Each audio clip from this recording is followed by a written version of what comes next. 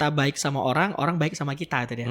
Nah, jadi dimanapun kita berada ya harus berbuat baik lah gitu. Kalau saya secara pribadi ya, karena saya juga membatasin hal-hal yang menurut saya itu bukan porsinya saya. Ya bawa dong, wah disambut seperti bak pahlawan. Nah inilah kan dari segi sini sukses itu beda-beda. Makanya pasrah dan bersyukur terlihatnya sama, tapi dampaknya beda.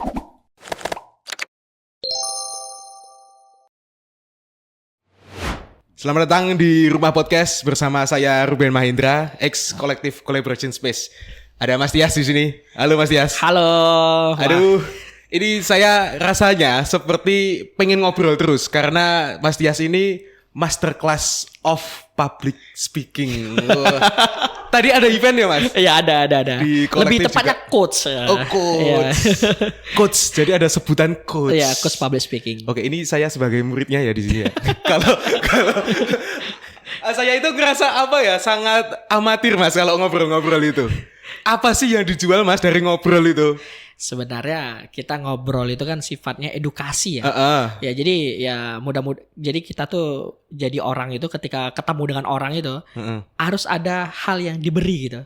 Oke. Nah, jadi biar orang itu kalau kata kan kemarin saya baru nonton tuh film Miracle Seven tuh. Pak Dodo tuh bilang tuh kalau kita baik sama orang, orang baik sama kita itu dia. Nah, jadi dimanapun kita berada ya harus berbuat baik lah gitu. Salah satunya lewat komunikasi gitu. Komunikasi itu bisa menempatkan orang ketika kita bisa mendelivery pesan, orang sampai. Kadang bahkan gini, ada beberapa orang juga saya pernah mengundang Mas. Yang kemarin itu baru aja ini upload 2 episode sebelum ini itu judulnya itu lelaki tidak bercerita Mas. Nah ini lelaki yang bercerita ini Mas Tias ini. Kenapa memilih untuk public speaking Mas? Soalnya kalau saya lihat itu profilnya Mas Tias itu kan dulu kuliahnya bukannya di fisika ya Mas? Ya benar fisika ada. Kenapa ke arah public speaking sekarang? Jadi gini Mas, ini cerita pengalaman jadinya ya. Jadi saya dulu tuh emang orangnya introvert. Oke. Ya jadi waktu itu saya tuh pengen waktu kuliah itu saya ikut seminar. Saya waktu itu lihat ada waktu itu ikut Mary Riana sih, Oh Mary Riana itu kan motivator terbaik dulu jago tuh. Iya jago tuh. Jadi waktu dia tampil kok keren banget tuh dia. Nah karena termasuk saya waktu di usia berapa tuh 19 tahun itu masih ingin dilihat orang gitu. Nah dari situlah awal mulanya. Jadi dari situ wah kayaknya jago public speaking keren juga nih tuh dia. Naik di atas panggung terus yang hadir ribuan orang kita ditunggu ditepuk tanganin tuh dia. Ada semacam adrenalinnya bener, gitu ketika ditepuk tanganin orang banyak gitu. Karena kan dulu kalau kita kuliah itu kan kita pasti pengen jadi orang nomor 1 tuh. Jadi saya dulu termotivasi banget tuh pengen jadi ketua. Kompetitif ya? Iya kompetitif tuh dia. Biasa tuh jiwa-jiwa pengen menunjukkan diri tuh tinggi banget tuh. Iya, merasa ingin diakui gitu. Tapi saya introvert apa Mas? Saya se-introvert apa? Yang pertama, saya gak pernah nembak cewek. Pernah nembak cewek. Oke. Langsung ya, arahnya ke situ ya. Gak pernah nembak cewek ya. Jadi saya gak pernah nembak cewek. Jadi kalau saya suka sama orang, ya udah dia harus yang ngungkapin ya. Dan itu emang ada. Terus ngode-ngode terus? Atau gimana caranya itu? Ngode-ngode terus gitu. Kemudian si introvert ya sampai sekarang gitu juga. Jadi kalau suka dengan orang ya cuman chat gitu ya, kode-kode gitu. Ya. Karena saya orangnya paling tidak suka ditolak. Paling tidak suka ditolak. Jadi daripada risiko nembak gitu ya udah nungguin aja gitu. Ini lelaki tidak bercerita juga sebenarnya. Tapi kenapa jadi bercerita Mas dulunya yang nggak bercerita jadi bercerita gitu. Nah jadi gini titiknya itu dulu tuh saya kan jauh dari orang tua itu. Nah jadi dari orang tua waktu itu ada pelatihan. Terus saya nanya tuh pas banget pelatihannya itu sukses di usia muda. Nah jadi sukses di usia muda saya tanya ini kalau saya jadi pembicara saya bisa keliling Indonesia saya tanya. Ternyata kata panitia bisa. Sebenarnya nggak bisa itu. Karena panitia yang terpenting tiketnya terjual gitu. Iya benar. Mereka jualan. Iya betul mereka jualan, berarti laku tiketnya itu dia. Ya walaupun mereka berbohong tapi yang hari ini mengantarkan saya sampai detik ini sih. Itu tahun berapa Mas yang ikut kelas itu? Itu 2015. Pertama kali kuliah. Pertama kuliah ikut kelas itu? Iya tadi ya. 2015 tuh. Gara-gara Kak ini bisa keliling Indonesia. Karena waktu itu saya pengen banget keliling Indonesia. Tepatnya itu di Jawa. Karena orang tua saya di Jawa, saya kuliah di Medan. Jadi saya, Utara ya. Iya, saya dulu cuma pengen ketemu ibu saya aja. Karena saya dulu berapa? 3 tahun, 5 tahun. 5 tahun kita pisah karena ya ekonomi dan sebagainya. Ya udah saya pengen tuh jadi pembicara biar keliling Indonesia. Karena kebetulan waktu itu Mary Riana, pembicara-pembicara yang diundang, Safi Effendi itu keliling Indonesia. Jadi saya berpikir tuh, wah kalau saya jadi pembicara, saya bisa ke kota ibu saya bisa ketemu tuh dia. Dan ternyata itu butuh 5 tahun kemudian baru bisa. Tuh, ya benar, keliling Indonesia. Iya. 5 tahun kemudian. 5 tahun kemudian. Harus sabar. Tapi nggak langsung jago kan Mas, public speaking itu? Enggak. Awalnya gimana? Saya dulu kita kan dulu kan waktu belajar itu dikasih challenge. Challenge itu kita dikasih kayak tiket. Terus suruh jualin gitu loh. Nah, jadi dulu kalau dia nggak terjual, kami nggak upgrade ilmu. Jadi kita nggak dapat ilmu baru dari mentor. Daripada saya nggak bisa ikut upgrade ilmu, jadi saya tuh tiketnya saya yang bayarin, terus saya bohong gitu. Saya bilang saya berhasil jual tiket gitu. Nah, lama kelamaan uang saya habis untuk bohongin itu gitu dia. Jadi mau nggak mau ya terpaksa saya waktu itu harus coba bener-bener jualan itu. Misal contoh nih kayak gimana ya, misal kayak Car Free Day itu, nah kita datang, Kak ini ada pelatihan gitu. Nah, itu deh. Itu berawal karena udah kan satu tiket tuh hampir 50.000. Ya 5 tiket oke deh bisa saya bohongin gitu kan. Dinaikin tuh 10 tiket, saya bisa bayar 500, dinaikin lagi wah nggak bisa. Nah, itu awal mulanya. Ya capek juga ya bohong terus. Bener ya. Tapi ada hikmahnya. Iya, mau nggak mau harus jago gitu ya. Bener. Ya. Tapi kan pas proses itu juga pun ketika udah jago ngobrol pun, udah kan belajar terus naik terus gitu. Itu kan nggak cepet juga lagunya. Benar. Apa yang bisa dipelajari Mas dari situ Mas? Jadi dulu itu ada satu hal yang saya katakan saya itu berbeda dari yang lain. Saya itu orangnya tuh pingin paling atas, pengen lebih menonjol gitu Mas. Jadi dimanapun saya berada tuh, ya saya pengen lebih menonjol daripada yang lainnya. Nah sebenarnya saya nggak menyadari baru sekarang sih. Sempat waktu itu saya masuk di organisasi, itu ada senior yang udah gabung sampai 2 tahun. Saya baru 3 bulan, saya bisa nyaingin dia itu dia. Nah karena memang saya juga nggak tahu sih, ya saya tuh punya niat belajar lebih tinggi tuh. Karena waktu itu mungkin karena keadaan sih. Karena waktu itu saya kuliah juga kuliah bayar sendiri gitu dia. Kemudian saya dulu nggak berani jualan, coba berani jualan gitu. Ada semacam dorongan gitu ya. Dorongan juga. Ketika kan awalnya tadi dari ibu yang jauh di Jawa, terus pengen keliling Indonesia, baru 5 tahun kemudian berbohong, kemudian jualan, jualan pun ada prosesnya panjang. Dan gini, aku itu sebenarnya relate juga Mas dengan ceritanya Mas Tias ini. Aku tuh sebenarnya punya latar belakang background yang introvert juga Mas. Yang mau nggak mau ketika ternyata kita bercerita dan ngomong sama publik gitu ya, berbicara di publik itu emang tidak segampang itu prosesnya. Benar. Yang dulu saya kutu buku Mas, pas zaman sekolah, kutu buku banget dan ranking terus tuh kalau sekolah itu yang akademis banget. Tapi pada akhirnya itu kan ada semacam dulu kalau inget ada program RSBI tahu nggak, sekolah ya rintisan bertaraf internasional gitu kan. Jadi ada hari di mana itu isinya ekstra semua, Jumat Sabtu gitu kan. Kegiatan banyak kok ngobrol sama orang jadi tanggung gitu kan, lama-lama sampai itu loh keringet dingin dulu Mas. Tapi mau nggak mau karena dari kecil itu saya udah gerak di bidang seni itu kan dicomot-comot tuh masuk TV, masuk apa itu kecil-kecilan itu pernah ditawarin zaman dulu itu laptop si Unyil juga itu loh. Sempat yang masuk di daerah. Kalau itu aku nolak sih karena nggak berani tadi itu. Tapi yang di TVRI yang itu pernah ikut gitu. Terus lama-kelamaan sampai pada titiknya itu saya kepaksa Mas dulu Mas. Pas SMA saya itu karena suka kegiatan yang awalnya akademis jadi suka kegiatan Mas. Terus ikut OSIS awalnya. Nah, itu kelas 1 SMA itu pertama kali orasi di depan semua angkatan, ada guru, ada TU gitu Mas. Itu masih bawa kertas gitu Mas. Oke, contekan ya. Contekan gitu. Tapi itu udah kayak rasanya kayak gempa 7 skala Richter gitu Mas. Gini-gini Mas. Gini itu. Dan itu malah menjadi kebiasaan ketika udah kayak gitu kan udah nyoba gitu. Benar. Tapi ternyata ketika diulang lagi dengan proses yang hampir mirip walaupun keadaannya berbeda dan waktunya berbeda, kita itu upgrade Mas. Benar. Ada nggak momen seperti itu? Mas sempat mau kencing di celana nggak? Gue pernah tuh. Aku di semester 1 itu Itu tampil, itu gemetaran tuh. Itu kalau 1 menit saya nggak keluar, Mas ini kan Mas tahu pernah nggak ya? Kita sebagai laki-laki tuh. Iya. Udah di ujung itu, pokoknya buka pintu, wah gitu. Tahu kan?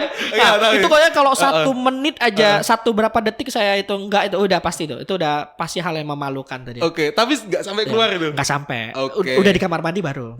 udah di kamar mandi baru tadi ya. Nah, itu gara-gara ngomong di depan seberapa banyak orang tuh? Itu di kelas sebenarnya.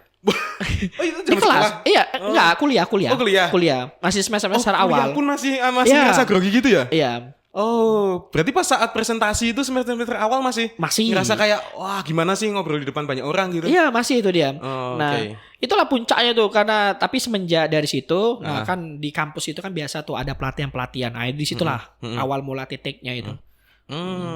Oke. Ya karena ngerasa kalau itu kelemahan ya. Benar. Biasanya ada juga orang yang nggak ngerasa kalau itu dia lemah, nggak bisa ngomong gitu kan. Sebenarnya dulu tuh waktu kuliah tuh karena keadaan. Jadi waktu itu kan di kampus itu kan biasanya kayak ada festival, kemudian seminar. Biasanya saya ngajukan diri tuh. Misalnya ada organisasi buat seminar, saya ngajukan diri tuh. Kak, boleh nggak saya jual tiketnya? Nanti saya minta fee-nya. Kan waktu itu dapat fee 1 tiket 5.000, 10.000. Kayaknya itu udah untung banget bagi saya waktu itu. Ya. Untuk bisa bayar uang kuliah tadi. Sebenarnya puncaknya itu di tahun 2019. Oke. Nah, 2019 kan dari 2015, 16, 17, 18, 19 itu saya otodidak tuh. Baca buku, cuman dulu belum nonton YouTube belum tuh. Karena belum terlalu familiar banget kan. Itu ya itulah coba praktek kita. Terus saya punya dagangan saya jualin tuh. Puncaknya itu 2019. Oke, belajar public speaking itu salah satu cara prakteknya dari dagang ya Mas dulu awalnya? Apa? Dari dagang. Oke. Yang dulunya tadi itu sempat yang leaflet CFD itu juga. Ya, benar, terus benar. Sekarang lebih ke itu ya yang jualan pas kuliah tuh dia. Jual tiket-tiket seminar, gitu konser ya. tuh dia. Itu tapi lebih jago Mas setelah proses itu yang lama dulu pas CFD jadi di tiket sekolah itu. Karena waktu itu saya mikir saya kan bisa jadi panitia juga. Karena saya waktu pikir wah jadi panitia kan lebih keren daripada jadi pesertanya gitu. Jadi kayak ada kebanggaan sendiri gitu. Kebanggaan sendiri. Pokoknya puncaknya itu 2019. Oke, puncaknya itu apa Mas? Ngerasa kalau ini puncak gitu titik puncak itu 2019 itu kan saya merasa diri saya stagnan. Pokoknya kok gak bertumbuh gitu ya. Saya berani ngomong tapi kok gitu-gitu aja gitu. Tapi waktu itu saya berani ngomong tapi saya orang yang di bawah saya. Waktu itu udah sering tampil terus diundang. Nah waktu itu salahnya saya gak nanya pesertanya siapa. Ternyata pesertanya itu ya guru, dosen. Nah di situ pernah saya cut itu. Kak saya gak bisa tuh. Wah itu saya harus denda tuh sama panitia yang ada itu. Nah puncaknya itu tadi 2019 tuh karena ada pelatihan waktu itu. Sebenarnya saya tuh waktu itu nggak ngeh sebenarnya. Kan di situ ada mentor namanya Bapak Ari Ginanjar Agustian. Oke, Bapak Ari Ginanjar ya. Oh, Mas tahu juga? ESQ ya? Kok tahu juga? Tahu lah. Ya, nangis dulu lah. Tahu lah. Ya, nah jadi yang matahari. Iya. Di bumi mengelilingi matahari gitu kan? Tahu kan Bi? Tahu lah. Bapak Ari Ginanjar ya. Iya, Bapak Ari Ginanjar itu pusatnya. Jadi waktu itu ada tulisannya. Bukunya tebel tuh segini tuh. Iya, kan player itu Mas, tulisannya dilatih dengan trainer Randy Yusran, lisensi Ari Ginanjar. Saya kira kalau saya ikut pelatihan itu saya dapat lisensi sebagai pembicara. Sebagai pembicaranya ya? Iya. Ternyata itu adalah itulah Coach Randy Yusran itu lisensinya Pak Ari Ginanjar. Itu untuk apa? Apa? Lisensinya itu untuk apa? Ya itu maksudnya gini, Pak Coach Randy Yusran itu kan mentornya di pelatihan itu. Itu edifikasinya. Edifikasi bahwa dia tuh lisensi. Saya kira kalau saya ikut pelatihan public speaking itu saya juga bisa dapat lisensinya. Ternyata itu bukan. Bukan. Iya. Contoh kayak saya nih, saya kan lisensinya ESQ misalnya. Misalnya Mas belajar sama saya nih, Tia Sewang Putra Certified ESQ. Nah, Mas ngira kalau Mas belajar sama saya, Mas juga dapat lisensi dari ESQ itu. Jadi itu awal mula itu tuh cukup. Waktu itu saya itu cukup mahal waktu itu, Mas. 8,5. 8,5 juta tuh. Saya waktu itu nggak ada uang tuh. Tapi karena terus gimana? Senekat apa? Untuk mengumpulkan 8,5 itu untuk saya waktu itu bilang sama panitianya, kayaknya masih di sana Mbak. Saya lupa Mbak siapa. Saya bilang Mbak minggu depan saya bayar. Nah Jadi waktu itu 8,5 tuh saya pinjam 10 teman saya. Karena kalau saya pinjam satu orang otomatis nggak dikasih tuh. Nah, saya pinjam nyicil tuh dikit-dikit gitu. Itu dia. Nah pas di hari H tuh saya bilang, Mbak ini gak ada potongan lagi ya. Ternyata kita dikasih potongan lagi. Alhamdulillah. Seberapa banyak potongannya? Jadinya berapa? 7,5. Lumayan 1 juta. Lumayan. Ya 1 juta.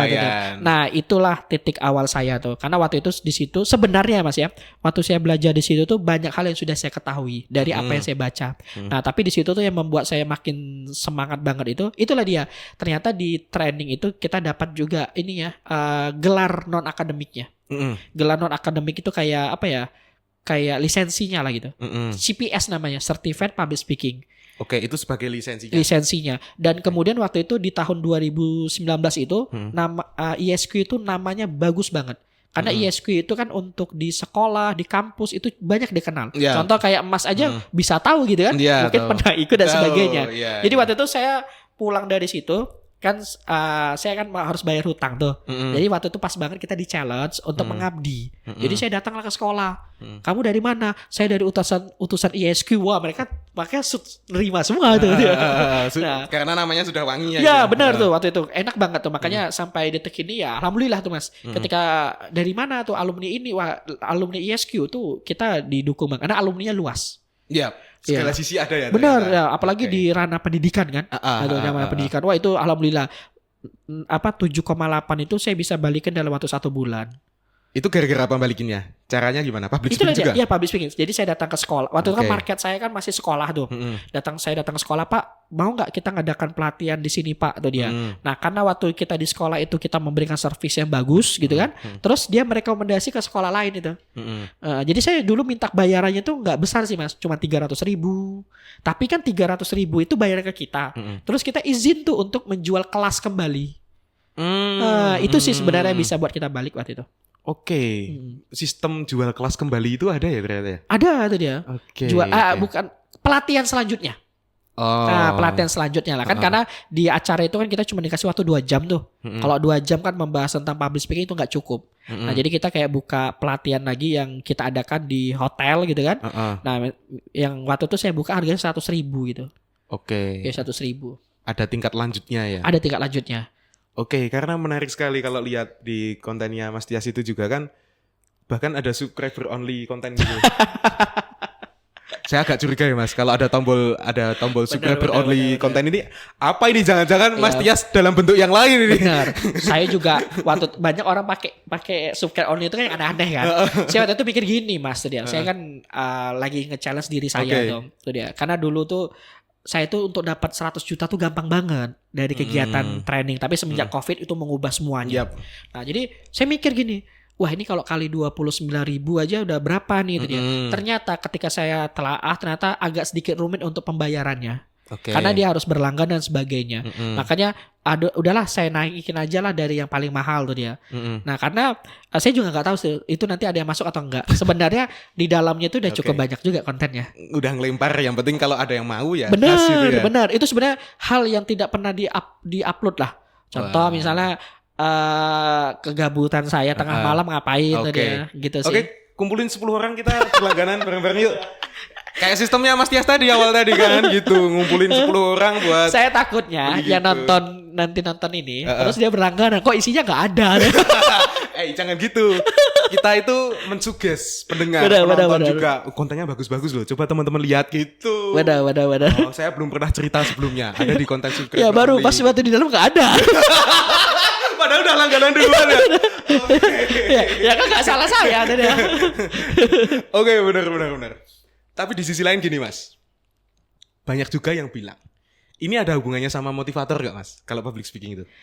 Kalau lebih tepatnya itu emang apa bedanya sih? Nah, kalau menurut Mas yang menarik gini soalnya banyak sekali opini di luar sana yang bilang motivasi is a bullshit, apalagi motivator gitu. Benar. Dia cuma ngomong terus apa nih? Soalnya dia berada di titik yang berbeda. Iya. Kalau menurut Mas Tias sendiri yang sebagai orang public speaker gitu, Gimana Mas, secara sudut pandang Mas Tias? Oke, ini pertanyaan bagus banget karena pernah viral ya, penjual ludah ya. Iya, jualan ludah. Jualan ludah. Iya, jual ludah. Tapi kalau saya secara pribadi ya, karena saya juga membatasin hal-hal yang menurut saya itu bukan porsinya saya. Oke. Contoh, saya tuh lebih sebenarnya banyak banget tantangan dari kan sekarang tuh lebih mudah Mas kalau kita jual itu, contoh cara sukses di usia muda. Sebenarnya kita belum sukses banget karena sukses sukses itu kan banyak versi ya. Karena yang sempat viral waktu itu saya juga ngikutin juga karena dia tuh bahas tentang bisnis tapi dia nggak punya bisnisnya. Nah makanya ada tuh real, makanya saya kalau secara pribadi mungkin Mas bisa cari tahu semua, ulik semuanya. Pasti saya tuh hanya membahas seputar tentang public speaking. Kenapa kalau tentang public speaking? Karena kalau public speaking ya tinggal dibuktikan aja apa yang saya lakukan. Contoh, misalnya Mas bahas public speaking kok ngomongnya nggak lancar tadi ya, kok ngomongnya terbata-bata gitu. Nah jadi saya juga punya bukti di situ. Makanya saya juga punya kelas internal itu namanya itu meraih 10 juta pertama. Kenapa saya buat meraih 10 juta pertama? Karena saya udah pernah mencapai di situ. Oke, sudah ada pengalaman sebelumnya. Ya, udah ada pengalaman juga. Dan juga kita jalurnya itu ya tetap kita punya apa ya, strateginya itu dia. Makanya dari tim saya tuh banyak banget tuh. Coach bahas dong tentang sukses muda tuh dia. Saya berpikir gini Mas, sukses tuh banyak opsi. Contoh, kalau menurut Mas sukses tuh gimana sih? Banyak sekali definisinya. Banyak, kita ngambil sudut pandang yang mana? Sukses itu banyak. Banyak orang bilang kalau sukses itu satu. Kalau dibilang saya sukses, saya belum Mas. Saya belum punya mobil. Saya belum punya rumah. Atau dia. Tapi sukses yang dalam arti apa nih? Karena saya pernah tuh dapat cerita. Ini ada 2 orang nih.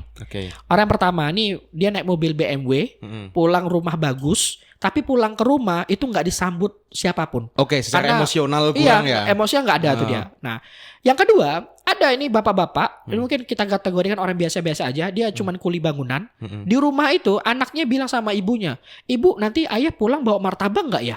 Karena bapaknya nih tahu anaknya suka martabak, bapaknya nih habis pulang kuli, pulang ke rumah bawa martabak.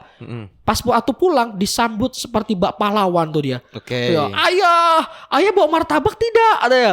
Ya bawa dong. Wah, disambut seperti bak pahlawan. Nah inilah kan dari segi sini sukses tuh beda-beda. Makanya kalau saya diminta untuk membahas materi sukses, saya belum berani. Karena untuk secara general ya, sukses di Indonesia itu kan satu ya, warna apa McLarenmu? Flexing lah. Soalnya banyak sekali orang di luar sana yang flexing itu ternyata tidak sekaya itu ya Mas. Dia itu cuma jualan biar gimana caranya untuk jadi kelas, jadi apa gitu. Itu tuh barang rental juga. Itu fun fact itu. Bahaya juga loh itu. Karena saya juga semasa jadi pembicara nih pengen apa adanya sih maksudnya. Arti kata apa adanya tuh biar saya pun juga nggak merasa diri saya itu terkenal banget. Karena dulu itu, itulah yang membuat saya 2019 itu kan juga mengalami kejatuhan tuh. Saya rugi ratusan juta, saya kehilangan tim yang terbaik gitu. Tapi waktu itu saya nggak mau nyalakan siapapun itu di titik terangnya. Waktu di titik gelapnya ya saya menyalahkan siapapun. Di titik terangnya ternyata waktu itu saya tuh pernah sombong. Itu dia. Apa tuh sombongnya itu? Sombong itu saya merasa satu yang pertama, saya merasa saya itu yang hebat. Waktu itu saya lupa. Tapi kan karena waktu itu kita jauh dari orang tua, saya merasa orang tua tuh nggak pernah support saya tuh dia. Jadi saya mengambil titik terang aja. Ternyata waktu itu saya pernah sombong. Saya bilang ini karena kerja kerasku tuh dia. Ternyata kita nggak pernah tahu kan. Nggak ada campur tangan orang lain ya. Ini karena hidupku, aku juga jalanin itu. Kita nggak pernah tahu ternyata doa ibu kita kan gitu kan. Karena ini true story yang terakhir Mas ya. Ini bener real terjadi. Jadi waktu itu saya punya acara online ya. Ini acara online. Waktu itu saya juga nggak tahu ayah saya itu tiba-tiba butuh uang ya karena masih terlilit hutang gitu kan. Kurang lebih 15 juta. Saya tuh waktu itu berpikir ya, karena waktu itu yang ngomong itu ibu saya. Saya kalau udah ibu yang ngomong saya angkat tangan Mas. Apapun yang dia minta saya akan kasih. Itu saya nggak tahu. Tapi kalau ayah saya masih bisa bantah. Karena dulu dia pernah bohongi saya dia. Ya, jadi waktu itu ibu saya yang ngomong langsung, "Adik ada uang 15 juta nggak untuk apa? Ya untuk bayar hutang dan sebagainya." Jadi waktu itu saya bilang itu, apa yang bisa saya lakukan yang malam itu? Pas banget waktu itu saya ada acara. Saya waktu itu kan mau jual pelatihan lagi ya. Yang tadi saya bilang next pelatihan. Biasalah setiap sebuah trainer, semua pelatihan pasti ada pelatihan lanjutan. Nah, jadi waktu itu saya apa aja, bismillah aja. Tahu nggak apa yang terjadi Mas? Apa? Satu malam rekening saya tembus 16 juta. Karena jualan kelas itu ya? Iya, jadi saya bilang tuh dia, ini bukan rezeki saya sih. rezeki ibu saya bilang tuh dia. Ada campur tangan orang tua di situ. Nah, dari situlah saya ya udah saya percaya aja dengan apa kata ibu saya tuh dia. Ya. Saya dulu ibu saya itu suruh saya jadi PNS. Ya, saya coba aja tuh karena saya coba aja jadi PNS tuh dia. Nyerah tuh kalau ibu udah bilang. Iya. Terus jadilah PNS gitu ya udah. Terus saya bilang gitu, "Ibu, sekarang gimana? Saya jadi pembicara seperti ini atau jadi PNS tuh dia. Buktinya kemarin ibu butuh 15 juta nggak butuh beberapa bulan, saya bilang tuh dia. Saya bisa kasih itu. Nah, dari situlah mulai support lah. Oke. Nah, kayak contoh kayak hari ini nih. Hari ini nanya ngisi pelatihan di mana tadi ya. Mulai nih manis-manisnya muncul nih. Iya, benar ya. Karena udah tahu buktinya nih. Iya. Ternyata bohongnya nurun dari ayah ya. Udah pernah dibohongin ayah tadi katanya. Sudah. Oke. Tapi saya juga nggak tahu sih Mas tuh dia. Yang saya alami itu ya titik terang saya dulu kan untuk mikir, saya kan juga punya perusahaan sendiri Mas. Namanya PT Bicara Official. Itu gerak di apa? Hah? Gerak di bidang apa? Itu jasa. Oh, jasa juga? Iya, itu foundernya saya. Lebih ke apa jasanya? Ya itu public speaking. Oh gitu juga. Iya itu deh. Jadi kita nih kan lembaga kita nih udah legal. Oh, semacam agensi gitu ya? Kumpulan orang-orang yang bisa ngelatih public speaking gitu. Tapi saya saya yang mentornya di situ. Sebagai mentor. Mentornya di situ. Oke. Nah, jadi saya dulu nggak pernah berpikir untuk punya seperti itu. Ya saya cuman ternyata waktu itu saya pernah ingat waktu itu ada orang gitu dia punya masalah. Punya masalah karena waktu itu dia punya bisnis ternyata bangkrut. Terus saya coba doain gitu. Nah, ternyata itu baliknya ke saya itu. Jadi saya ingat tuh dia kata guru saya itu dia. Jadi ketika kita ingin sesuatu hal, mungkin kalau kamu tidak punya apa-apa, cukup aja doain orang yang sedang melakukan itu. Ya contoh misalnya saya pengen punya studio yang terbaik tuh. Mungkin saya satu-satunya cara yang bisa saya lakukan hari ini apa? Mas, mudah-mudahan studiomu berkembang ya tadi ya. Amin. Nah, itu dia. Nah, karena dan juga waktu itu ada satu hal yang sampai sekarang tuh yang selalu saya pengen ajarkan ke banyak orang, Mas. Karena banyak anak-anak muda itu mungkin belum pernah sejatuh-jatuhnya. Saya juga nggak tahu sih, Mas pernah sejatuh-jatuh dalam hidup atau tidak. Karena saya 2019 itu saya merasa itu jatuh banget. Saya waktu itu jauh dari orang tua. Kemudian saya sempat mau bunuh diri waktu itu. 2019 tuh. Satu saya punya orang yang saya cintain, katanya mau berjuang dari nol, ternyata pergi juga. Saya punya tim terbaik, ternyata mereka hianatin juga. Rekening kita kosong. Itu saya berurusan dengan apa? Dengan kita sebut kalau bahasa orang lapangan tuh preman. Wah, pokoknya abis lah kita di situ. Tekanan banget lah tuh dia. Nah, titik terangnya itu waktu itu saya cuman bilang tuh dia. Ternyata saya tuh belum membuka satu pintu di mana pintu impian itu bakalan terbuka semuanya. Nah, itulah yang namanya membahagiakan kedua orang tua. Sebenarnya ini kata-kata yang mungkin bukan kita aja yang tahu, semua orang tahu. Benar ya? Tapi nggak banyak orang menuju ke sana gitu loh, Mas. Banyak orang banyak orang pengen jago public speaking, tapi mereka nggak mau belajar. Banyak orang pengen masuk surga, tapi dia nggak mau berbakti dengan orang tua. Berbakti sama orang tua tadi ya. Jadi itulah satu pintu tadi ya. Makanya saya tuh kan usia saya berapa ya? 22 lah, 26 lah gitu kan. Saat itu. Ya. Kalau di usia 22 saat itu. Saya tuh punya teman satu kelas itu hampir rata-rata udah menikah. Jadi saya tuh pernah Mas nongkrong gitu kan. Dibilang tuh dia, "Bang, nikah lah." Nanti kalau bahasa Medan kan sih Medan. Nanti bekarat tuh dia. Bekarat. Saya emosi dong Mas tadi. Dan mati lo tahu apa sih tadi ya. Nah, dari situ saya bilang Mas, "Bang," saya bilang, lo pulang ke rumah cuma ngurusin bini dan anak lo. Hidup kita beda Bang," saya bilang. Dia nanya, "Apa bedanya?" tuh dia. "Hidup kita beda Bang. Hidup aku Bang ngurusi anak-anak muda yang ada di Indonesia," saya bilang tadi. Jago juga ngelesnya ya. Ya, jadi ya motivasi lah. Motivasi. Dan dari situ dia tidak pernah lagi nanya kapan nikah lagi. Gak ada balasan yang lebih setimpal dari itu ya. Benar. Udah cukup itu udah kartu as tuh terakhir tuh. Terus sampai saya bilang tuh dia, saya seumur hidup kalau berbakti sama orang tua saya ikhlas banget.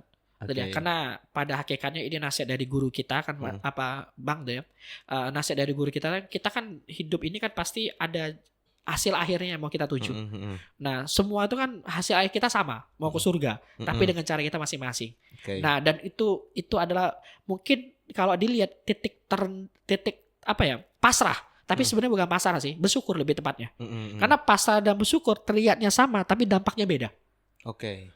Efek negatif atau positif benar banget tuh dia. Benar. Ya, bisa contoh, wah aku pasrah ya. Saya nggak menyerah untuk jauh lebih baik. Tuh dia. Tapi saya bersyukur dengan apapun yang Allah berikan tuh dia. Ya sama hari ini, misal contoh hari ini saya punya musibah misal, nauzubillah jangan sampai terjadi. Ya saya nggak pernah menyalahkan keadaan tuh. Saya cuma ya apa nih ya? Saya selalu berbaik sangka dengan keadaan itu. Nah ternyata memang ya contoh kayak hari ini, kenapa ya kok aku belum nikah aja ya? Karena tantangan saya sebagai anak laki, saya ini mas generasi sandwich. Iya beban orang tua sama saya semua tuh dia. Tengah ya itu ya. Iya benar tuh dia. Jadi saya harus ngurusin hidup saya harus ngurusin hidup orang tua. Saya pernah dinasihatin guru saya. Seharusnya kamu beruntung. Gak semua anak yang hari ini berbakti sama orang tuanya melalui jalur seperti itu. Ya udahlah tuh dia. Jangan sampai nih pas titik-titik tertentu yang udah di titik bawah orang tua kita. Nah gitu. Kadang titik-titik penyadaran orang itu berbeda-beda. Benar.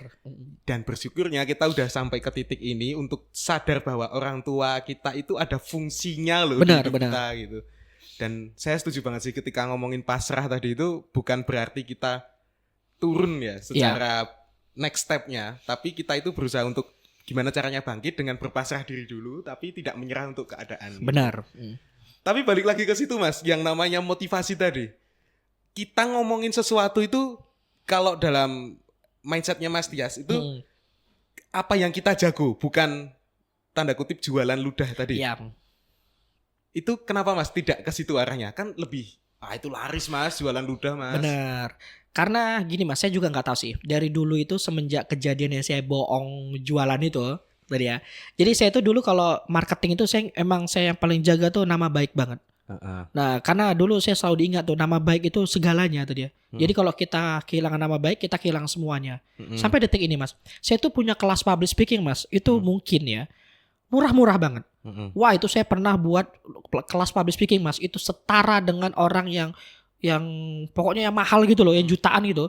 Saya pernah dihubungi loh mas. Itu materi kamu abal-abal tuh katanya. Terus saya bilang tuh kamu datang aja di pelatihan saya tuh dia.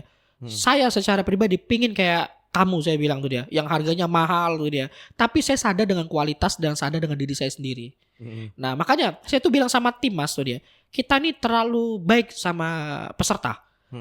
Karena kadang gini mas, tidak admin kami tuh mas di bicara official itu gak ada yang namanya keluhan tuh yang gak kami respon.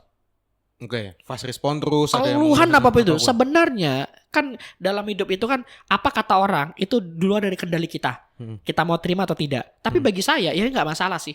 Karena ini bukan tentang hari ini. Apa yang kita lakukan hari ini kan berdampak untuk besok tuh. Ya terlepas dari mungkin dia mau gangguin kita atau mungkin dia mau apa ya, hancurin kita, itu urusan dia itu dia. Gitu sih. Itu karena ya orang itu kan kita tidak bisa mengendalikan orang lain ya. Benar. Yang penting kita mengendalikan diri sendiri gitu. Itulah mas, saya juga nggak tahu. Saya juga orang yang nggak terlalu munafik banget gitu. Tapi nggak tahu mas, saya tuh kalau untuk misalnya mau berbohong itu kayak gimana gitu. Karena satu yang kita jaga tuh kan integritas diri mas ya. Ya mungkin rezeki saya belum saat ini mas tuh dia. Emang benar sih kalau kita lihat contoh kejadian-kejadian sekarang. Azio lihat mama tuh dia masuk TV dia. Tuh dia. Saya mas mungkin saya udah mas, saya di Bicara Official udah pernah buat beasiswa mas. Beasiswa itu total hampir 30 juta untuk 11 orang tuh dia. Enggak masuk TV. Tuh dia. Azio lihat mama masuk TV dia. Iya.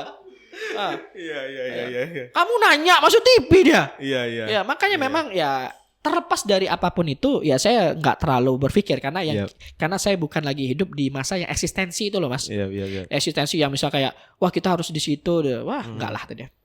Tapi berat juga loh ketika kita berada di jalur yang notabene berbau edukasi. Benar. Itu memang seberat itu. Nggak banyak juga kan peminatnya. Benar. Dalam artian ya peminatnya itu memang benar-benar orang yang sudah minat.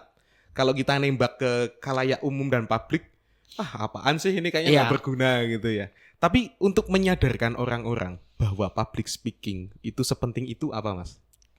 Tekniknya atau treatmentnya Mas Tias ke halayak umum? Aku lebih tepatnya tuh gini Mas tuh dia. Karena public speaking itu dulu kalau saya mengartikannya itu kan public speaking itu untuk kita bisa bekerja, untuk bisa kita mungkin jadi profesi kita tuh dia. Tapi lebih tepatnya sekarang tuh saya sedang menggaungkan public speaking is lifestyle. Jadi public speaking itu harus jadi gaya hidup. Jadi kalau dulunya ini saya cuma menebak ya. Dulunya orang-orang itu ikut kelas public speaking itu untuk MC katakanlah bener, gitu. Nah. Untuk pembawa acara atau apa yang dia. berbau publik pidato, pemimpin gitu ya. Iya, benar. Kalau sekarang udah berbeda Mas trennya. Kalau saya tuh merasa itu dia. Jadi kalau sekarang tuh Mas, kita ketemu murid-murid yang belajar public speaking tuh, kalau ditanya lo mau jadi apa, mereka tuh nggak mau jadi apa-apa sebenarnya, tapi pengen jago public speaking. Wah, gitu ya? Abstrak itu ya sekarang ya? Jadi kayak misalnya kan dulu kalau kita tanya lu ngapa mau jago public speaking, udah pasti tuh pengen jadi MC, pengen jadi ini enggak. Udah kelihatan ya mau kemana gitu. Karena apa? Lu ngapa pengen jago public speaking? Memang dibutuhkan tuh dia. Nah, gitu. Trennya udah berbeda sekarang ya? Yes, itu dia. Oke, karena mungkin mereka orang-orang yang ngerasa nggak jago juga ya ketika ngomong. Sebenarnya trennya udah semenjak inilah. Tapi sekarang kita yang jago komunikasi nanti dibilangnya ini apa? Anak abah. Waduh. Iya. Kita memberikan pendapat sedikit yang logika dikiranya gitu tadi ya. Ya, tapi ya nggak masalah sih, masing-masing lah. Karena lebih tepatnya gini Mas.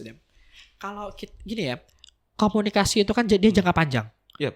Karena yang kita lakukan ini kan jangka panjang, apalagi kita yang bermain di media sosial dan sebagainya. Karena sejauh ini karena sejauh ini saya juga merasa target saya itu belum tercapai. Jadi masih emang ada butuh prosesnya. Ada step-step tertentu. Ada step tertentu. Paling dekat apa Mas? Pengen apa? Apa nih? Ya itu step-step tertentu itu. Saya mau keliling Indonesia nih. Oke, keliling. Masih ya ini ya? Iya. Setelah 5 tahun itu masih jadi PR ya? Itu ya keliling karena Indonesia. Karena gini Mas dia. Oke. Saya tuh pengen keliling Indonesia itu satu. Saya masih percaya. Saya seringan ngadakan webinar itu yang hadir tuh kadang dari pelosok-pelosok Mas. Ya mohon maaf nih. Kadang mereka tuh sampai nanya. Udah jelas tertulis. Kegiatan diadakan via on Zoom. Okay. Nanya mereka aplikasinya apa katanya. Zoom ya. Nah kan gitu kan. Nah jadi dari situlah tantangan saya terbesar tuh. Karena saya percaya tuh dia mereka yang dari desa, dari perkampungan itu mereka juga punya mimpi besar. Karena satu saya juga dari desa. Saya tuh dari Pelupuh Mas. Mana tuh? Di Sragen. Itu. Oke, Sragen. Iya itu pokoknya saya itu orangnya nggak takut sama orang, tapi wedi demit aku.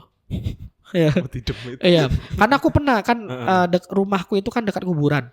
Jadi aku pernah jam 2 malam itu, jadi di kampung itu masih ada tuh. Kalau jam 2 malam dikuburi tengah malam itu. Jadi waktu itu saya merasa kok rame banget di luar. Saya buka jendela orang itu, keranda itu. Ada di situ saya jadi takutan gitu di kampung itu. Iya. Nah, jadi saya berpikir gini, saya tuh orang kampung, tuh dia. Saya juga orang yang dulu kuliah itu juga bayar sendiri. Cuma satu yang orang lain tidak tahu, Mas. Saya tidak pernah jual kesedihan saya di umum. Jadi kalau Mas lihat saya ini belum tentu tuh. Misalnya, Mas Tias contoh nih, saya punya handphone yang terbaru, saya punya apa tuh dia. Bukan berarti orang tua saya nih yang perfect-perfectnya enggak tuh dia. Nah, itulah bedanya tuh dia. Karena saya tuh gini, Mas. Saya tuh dulu punya prinsip life is privasi. Oke, life-nya ya. Iya, hidup saya itu privasi itu dia. Bahkan makanya nih, sampai detik ini ya, kalau ada orang bilang saya tahu tentang Tias, saya akan tanya tuh, ibu saya aja nggak tahu. Ya. Karena ibu aja jauh. Iya itu dia. Karena bagi saya itu life is privasi itu dia. Nah, makanya kalau ada orang bilang saya tahu tentang kamu tuh, saya sampai bertanya, lu siapa tuh dia? Tuh dia. Ibu saya aja nggak tahu tuh dia. Karena memang saya tuh di rumah tuh kan terkenal sama anak manja.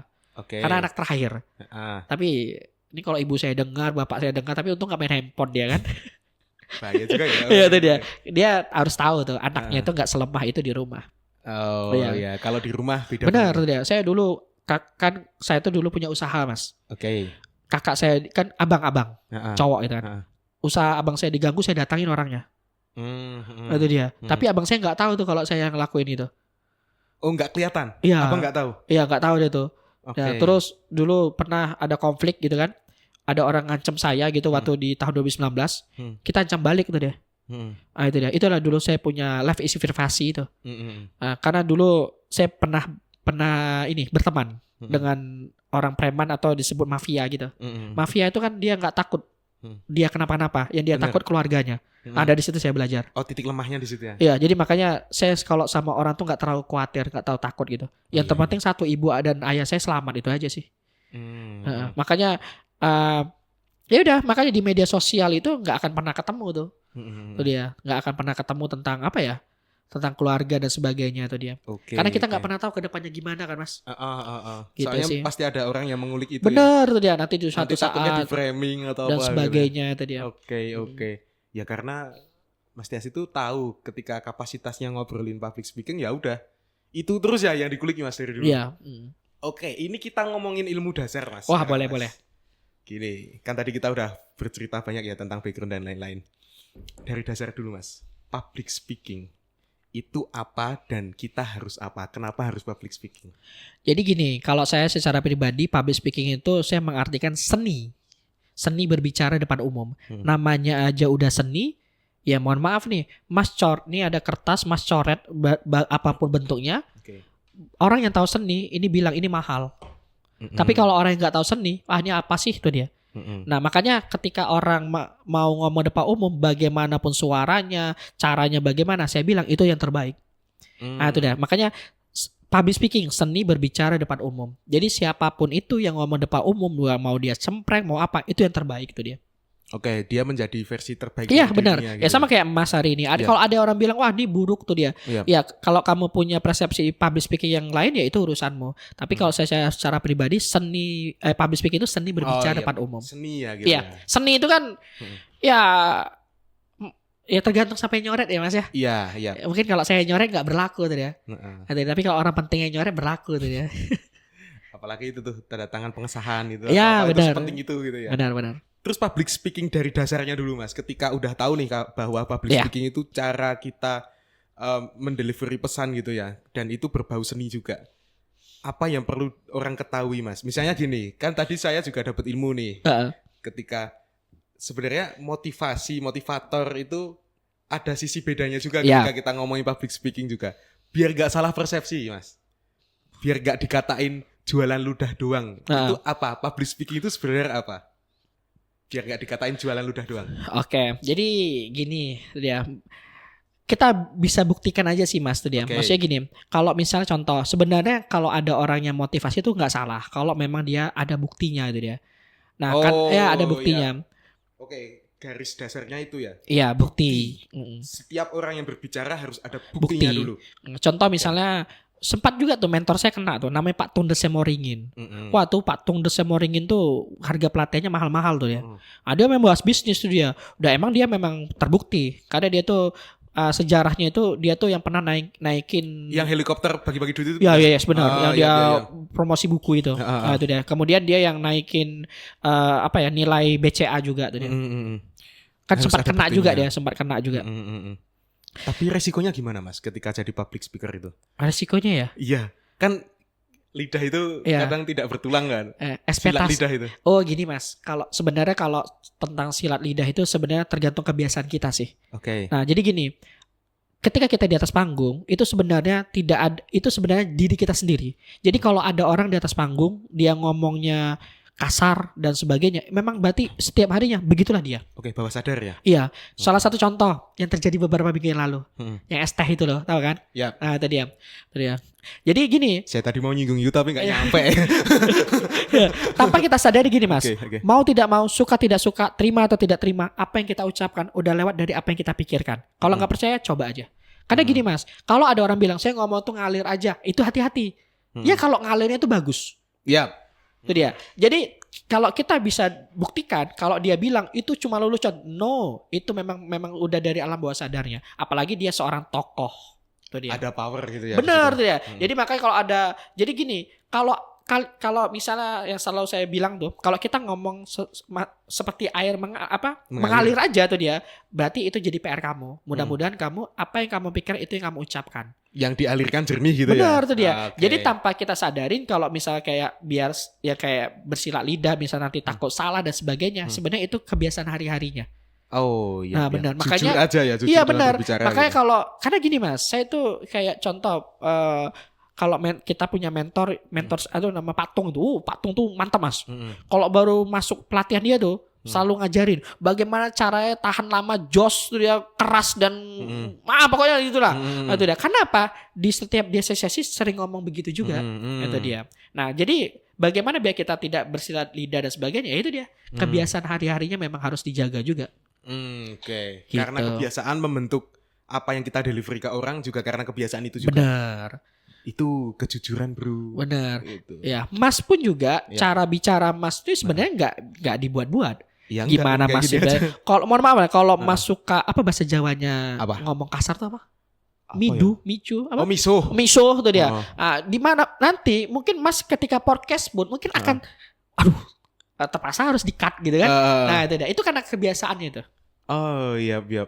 Paling kadang ada beberapa hal yang ngerasa kalau harus gitu itu lingkungan biasanya ada tekanan sosial ketika harus ngomong kasar sekali dua kali doang tapi udah nggak jadi kebiasaan gitu karena bahkan di keluarga saya pun secara keluarga besar itu memang jarang ngomong jorok itu jarang. Ya udah jadi kebiasaan aja emang dari dulu gitu.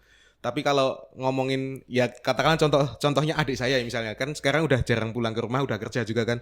Itu pulang-pulang itu kadang saya kaget lihat adik saya itu kok sekarang ngomong kasar itu ternyata udah jarang di rumah sekarang gitu. Mungkin lingkungan yang membentuk gitu. Oke, kita udah nyampe ke ujung ini, Mas. Oke, alhamdulillah. Ada nggak, Mas, tips and trick? Oke. Buat teman-teman nih yang katakanlah kalau advance mah bisa ikutan kelasnya Mas Dias ya. Yang dasar dulu, Mas. Kita spill dulu, Mas. Tips and trick public speaking itu apa aja, Mas? Oke, jadi untuk apa nih? Untuk biar jago ya? Jago aja. Untuk jago ya? Atau lifestyle aja sih, nggak perlu yang spesifik buat apa gitu. Oke, jadi ini di luar dari teknis ya, di luar dari teknis dan mungkin bagaimana jago public speaking. Jadi ini yang mungkin tidak banyak orang ketahui, bagaimana kita jago public speaking. Yang pertama, ya kita harus punya mentor, Mas. Ada mentor? Ya, mentor tuh wajib. Nah, saya bisa sampai di titik ini itu karena mentor. Karena buah itu jatuh nggak jauh dari pohonnya. Kecuali kalau buahnya itu diambil orang, barulah. Diambil orang nyolong nggak sih? Iya, itu dia. Ya itu pertama mentor. Yang kedua, yang kedua harus banyak baca buku. Crafting ilmunya dari buku. Bener, karena gini, tanpa kita sadarin seorang narasumber itu semakin dia banyak baca buku, semakin banyak wawasannya. Nah itu dia, buku, berita itu dia. Jadi kita tidak boleh juga menutup tentang berita-berita yang terjadi saat ini. Tantangan seorang trainer itu memang harus terbuka semuanya. Lo harus tahu harga saham berapa, lo harus tahu siapa nanti line up timnas tuh dia. Itu bukan soal kepo, tapi memang itu tantangan terbesar. Karena kita sebagai seorang narasumber ini memang harus penuh dengan wawasan. Wah itu kan bukan urusan kita dan itu memang yang harus kewajiban kita. Itu biar nyambung ya persepsinya antara audiens dengan mentornya. Benar, gitu. Karena kan kita bakalan ketemu dengan banyak audiens yang berbeda-beda. Nah itu yang kedua, baca buku. Yang ketiga, ikut komunitas.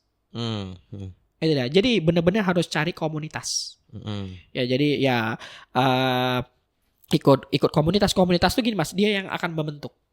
Contoh kalau kamu mau jago public speaking ya harus cari komunitas jago public speaking. Dan itu yang dulu saya lakukan. Makanya saya tuh punya mentor, saya punya komunitas yang berbeda-beda. Saya pengen jago komunikasi, saya cari mentor dan komunitas komunikasi. Saya mau cari bisnis, saya cari mentor bisnis, saya cari komunitas bisnis. Jadi saya bedakan. Dan yang terakhir nih, banyak ikut pelatihan. Nah itu penting. Karena gini, public speaking itu tidak pernah diajarkan di bangku sekolah, kuliah, di tempat kerja. Nah ya salah satunya apa ya mungkin ya itu dia bisa ikut seminar, workshop, pelatihan gitu. Nah sama kayak Mas nih, podcast mana ada diajarin. Iya benar. Nah jadi 4 hal itu sih yang memang harus dimiliki. Ini di luar dari teknis. Nah karena gini Mas, banyak orang itu untuk jago public speaking itu pengen instan, sebenarnya nggak ada. Iya prosesnya. Public speaking itu gini Mas, public speaking itu bukan berbicara tentang teknis doang. Kalau kita textbook, mungkin hari ini kita nggak akan nyambung ngomongnya. Itulah, kita juga harus belajar tentang psikologi audiens, kita juga harus belajar eye contact, kita harus tahu nih itu dia. Wah ini udah dikode-kode gini-gini ngapain nih itu dia. Nah, kita juga harus tahu itu dia. Operator gitu soalnya. Gitu kan? Ya, harus gini-gini kan gitu kan. Nah kemudian kita udah, wah kok Mas Tias lihat ke bawah ngapain ya? Kok udah gelisah banget. Jadi memang psikologi audiens itu penting banget. Itulah yang membuat saya tuh terkadang ketemu dengan siapapun, dia saya enjoy aja. Nah karena yang kita perhatikan tuh yaitu psikologi audiens. Hal-hal dasar yang bisa kamu pelajari dari public speaking itu ya Mas. Benar. Kalau untuk yang lebih advance Mas, bisa ikut kemana Mas? Nah ini promonya masuk nih, udah ujung nih. teman-teman yang ada di Jogja. Pasti Jogja di Indonesia lah ya. Jogja Indonesia. Ya, Jogja Indonesia. Saya bersama Safita itu lagi ada program namanya Youth Academy Indonesia. Jadi Youth Academy Indonesia itu program belajar 2 tahun. Salah satunya di situ ada pelatihan public speaking. Nah, kenapa harus teman-teman ikut? Ya karena ya mungkin nanti kita bisa berkolaborasi next ke depan Mas. Nanti insya Allah di bulan Maret kita bakalan ada acara besar yang diadakan di Jogja itu insya Allah akan dihadiri 1.000 peserta. Nah, itu nanti kita ngundang ada 3 tokoh pembicara. Yang mudah-mudahan nanti setelah dia ngisi seminar mau dia hadir di sini di kolektif. Ya, memang itu tujuannya. Maksudnya gini Mas, nanti kita gini. Ini makannya di sini gitu ya. Kak kayaknya mampir bentar deh gitu. Ya, jadi teman-teman nanti tunggu aja ya, teman-teman yang dengerin ini mungkin Anda bisa putuskan gitu ya mau jadi pesertanya atau jadi panitianya. Kayaknya jadi panitia lebih enak lah. Iya. Itu bisa follow di sosial media mana Mas atau bisa follow di Instagram saya nanti Tias Hermawan Putra yang checklist biru ya. Oke, checklist biru yang beli enggak itu? Ya. Tapi banyak followernya banyak tuh Mas. Aku konten kreator juga ini. Oke. Enggak, itu follower itu cuma tuntutan doang. Oh, tuntutan. Ya, tuntutan doang. Dan memang ya saya dulu pernah ditolak gara-gara followernya kecil. Dan hari ini ketika dia ngajak kolaborasi, sorry bro, gue bukan kelas lo lagi. Kayak slebeu gitu. Bener Mas, bener. Dia udah ngajak kolaborasi. Bener saya nggak kolaborasi lagi. Sampai dia pakai jalur orang dalam ke saya gitu. Saya nggak terima lagi. Tidak, karena saya dalam hidup tuh gitu Mas. Mereka boleh masuk hidup saya 1 kali, tapi ketika udah keluar nggak boleh masuk kembali. Ya, kecuali dia Mas. Siapa tuh? Ya, dialah Mas. Iya. Iya. Yang tadi yang nggak nembak tadi ya. Oke, tadi sempat disinggung juga tentang kolaborasi. Bahkan di sebelum tag ini, Mas Tias juga ngisi di kelas public speaking tadi ya, di kolektif. Jadi buat teman-teman yang mau nyewa tempat juga, ya benar, atau mau studio, bisa di Instagramnya @collective.id. Teman-teman, saya juga baru aneh sih. Saya sepanjang ini keliling Indonesia itu baru ini lihat kafe.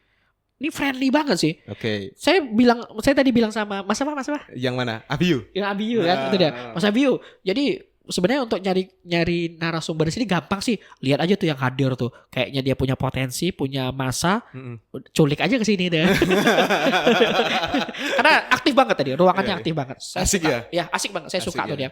Karena satu lengkap dan yang kedua tuh dia. Saya sampai berpikir nih, ini mereka nih dapat dana dari luar. Sama tahu dapat dana 271T kan. Oh iya, kok murah banget tadi ya. Itu jangan disinggung itu. Aduh. Oke teman-teman, terima kasih Mas Tias udah hadir di Rumah Podcast di collective.id juga. Teman-teman kalau mau lihat episode selanjutnya ataupun yang lain-lain bisa cek di YouTube-nya Teman Kolektif, jangan lupa di-subscribe ataupun bisa di-follow juga di kontennya Mas Tias @Tias T Hermawan Putra. Oke teman-teman, kalau begitu saya Ruben Mahindra. Saya Tias Hermawan Putra. Pamit undur diri, sampai jumpa di episode selanjutnya. Oke, assalamualaikum warahmatullahi wabarakatuh. Sukses terus. Thank you.